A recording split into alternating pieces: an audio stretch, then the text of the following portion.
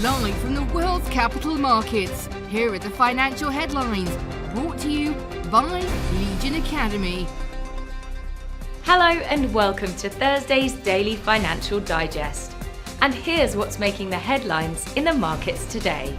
The Bank of England's chief economist said that plans by Liz Truss for a freeze in energy bills for households and businesses was likely to force the central bank to raise interest rates, despite bringing down the rate of inflation in the months ahead.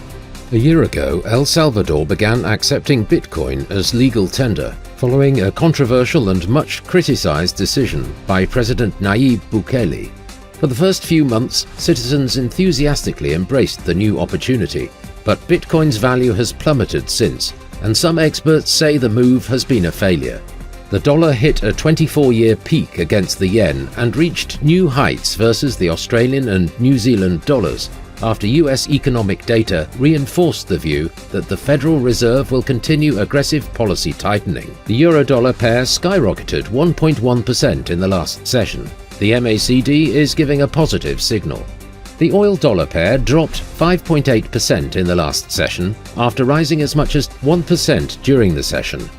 The Williams indicator indicates an oversold market. The last session saw the gold rise 0.8% against the dollar. The stochastic indicator is giving a positive signal. The last session saw the dollar rise 0.4% against the yen. According to the CCI, we are in an overbought market. Australia's trade balance will be released at 01:30 GMT. The US continuing jobless claims at 12:30 GMT.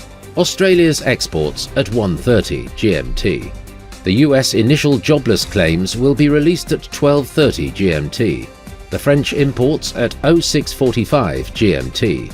Japan's Eco-Watchers survey outlook at 0500 hours GMT. We hope that you've enjoyed Thursday's market outlook.